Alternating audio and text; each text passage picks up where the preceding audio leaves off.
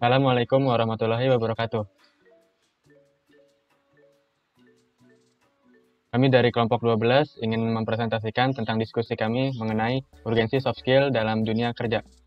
Sebelum masuk ke materi yang kita bahas, saya sebagai moderator ingin memperkenalkan anggota saya, yaitu yang pertama ada Aufakini, ada Muhammad Abdul Hanif, yaitu saya sendiri, ada Sarah Fatia Azahra, dan dosen pengampu Muhammad Ritan Effendi MUD.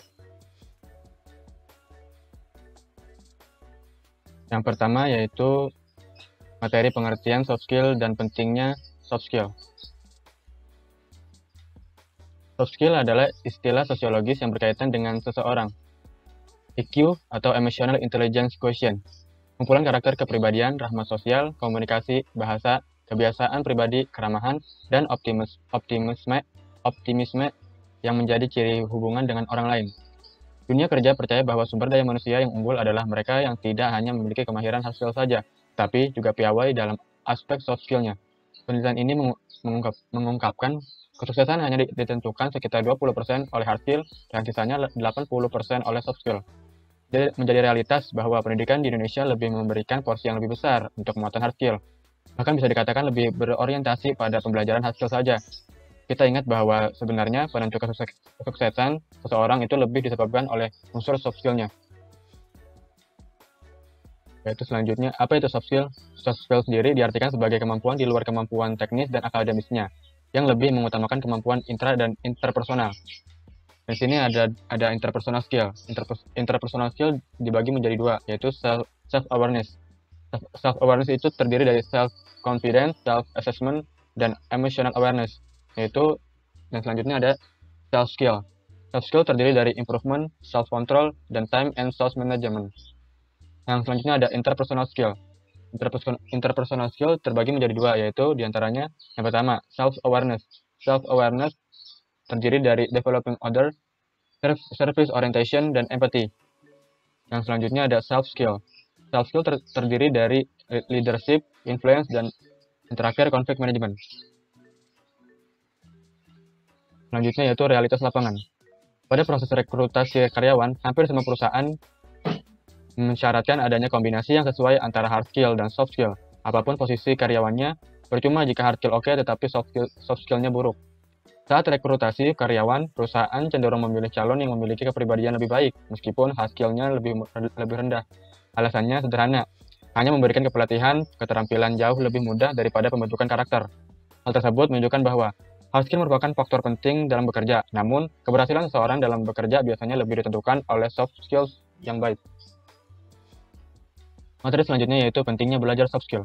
Yang pertama, kemampuan berkomunikasi. Komunikasi secara umum didefinisikan sebagai menanamkan atau pertukaran pikiran, pendapat, atau informasi melalui pidato, menulis, atau tanda-tanda.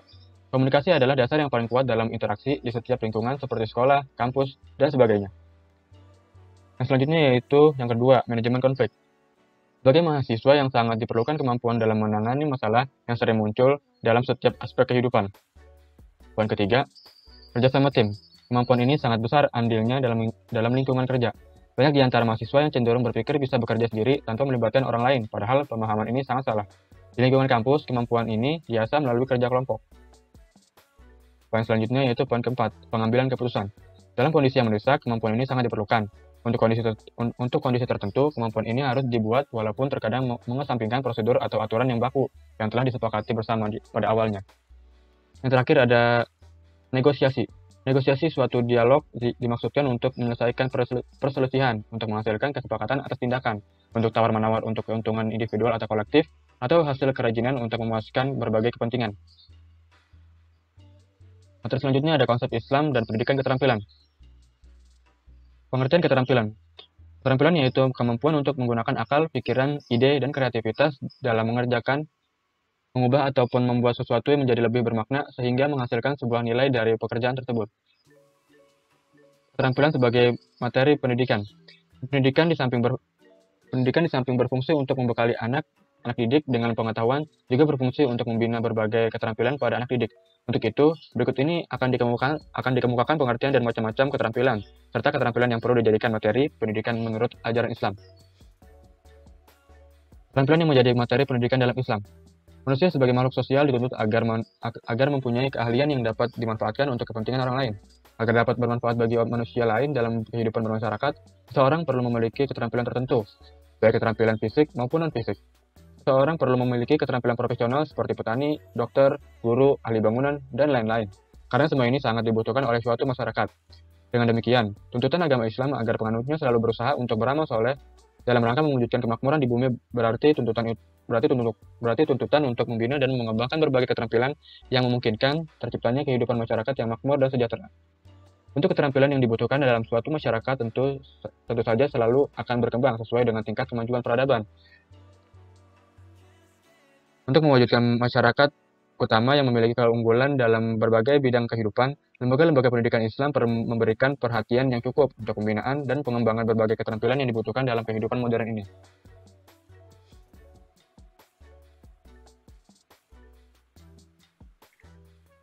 Tantangan dunia kerja pengaruh era revolusi industri 4.0. Peran teknologi di era revolusi industri 4.0 mengambil alih hampir sebagian besar aktivitas perekonomian. Selain mendorong pertumbuhan ekonomi, tren ini telah masuk di dunia kerja dan bahkan gaya hidup manusia. Pada dasarnya, revolusi industri 4.0 menggabungkan mesin, alur kerja, dan sistem dengan penerapan jaringan cerdas di sepanjang prosesnya. Revolusi industri 4.0 mampu melenyapkan sejumlah jenis pekerjaan, namun di sisi lain juga menghadirkan jenis pekerjaan baru. 3 tantangan faktor pengaruh dunia kerja 4.0. Yang pertama, produktivitas. Di era ini, produsen semakin gencar meningkatkan produktivitasnya demi mencakupi kebutuhan konsumen. Terlebih lagi, dukungan kemajuan teknologi yang mempermudah proses produktivitas. Yang kedua, pendidikan dan pelatihan. Hal ini menjadi penentu kreativitas yang efisien dalam dunia kerja. Yang ketiga, tantangan transformasi masyarakat atau social transformation. Dampaknya terhadap masyarakat, ketimpang kompetensi dan pendapatan antara individu yang memiliki akses komputer dan internet akan semakin terasa di era revolusi industri 4.0 ini. Soft skill dalam revolusi 4.0. Revolusi industri 4.0 mempunyai potensi untuk mengembangkan industri dan juga masyarakat. Revolusi industri pada fase ini dapat menciptakan peluang baru bagi perekonomian Indonesia. Tidak hanya pada perekonomian, melainkan banyak dalam hal lain juga. Ini membuktikan bahwa perubahan revolusi sangat berpengaruh dalam kegiatan kehidupan. Soft skill menjadi salah satu faktor paling penting untuk dimiliki para pekerja di masa depan, seperti kemampuan komunikasi dan bekerjasama dengan orang lain, memecahkan masalah, serta aspek kecerdasan emosional lainnya. Mendefinisikan soft skill sebagai suatu kemampuan afektif seseorang, selain kemampuan atas penguasaan teknis formal, intelektual suatu dalam bidang yang memudahkan seseorang untuk diterima di lingkungan hidup dan di lingkungan kerja yang meliputi 1. Kesadaran diri, inisiatif, empati, kepercayaan diri, integritas, kontrol diri, kepemimpinan, keberanian, dan mengambil resiko dalam mengelola waktu. Soft skill yang harus dimiliki di dalam era revolusi industri 4.0, yang pertama ada complex problem solving, yang kedua ada critical thinking, yang ketiga ada creativity, yang keempat people management, dan yang kelima emotional intelligence. Selanjutnya ada dampak revolusi industri 4.0 pada kehidupan manusia. Yang pertama, dampak sosial. Dampak era revolusi industri 4.0 sangat signifikan terhadap bidang sosial, sebab pada era ini seluruh proses produksi telah menggunakan mesin berteknologi canggih, menggantikan peranan manusia dalam dunia industri. Tentu hal ini berpengaruh terhadap ketersediaan lapangan kerja, sebab tenaga manusia tidak lagi diberdayakan dalam industri manufaktur. Sistem pendidikan yang sebelumnya diterapkan pun tidak akan relevan lagi di dalam dunia kerja.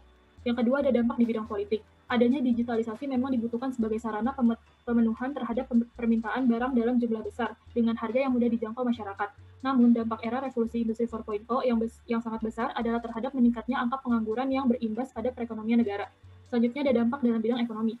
Dampak era revolusi industri 4.0 yang terakhir adalah di bidang ekonomi. Terdapat banyak dampak dari revolusi industri ini di bidang ekonomi, seperti harus mengeluarkan biaya yang tinggi untuk mengimplementasikan industri 4.0 di perusahaan dan merubah model bisnis yang telah diterapkan. Selain itu, penguasaan teknologi baru akan menyebabkan kerugian pada investasi teknologi yang telah digunakan sebelumnya.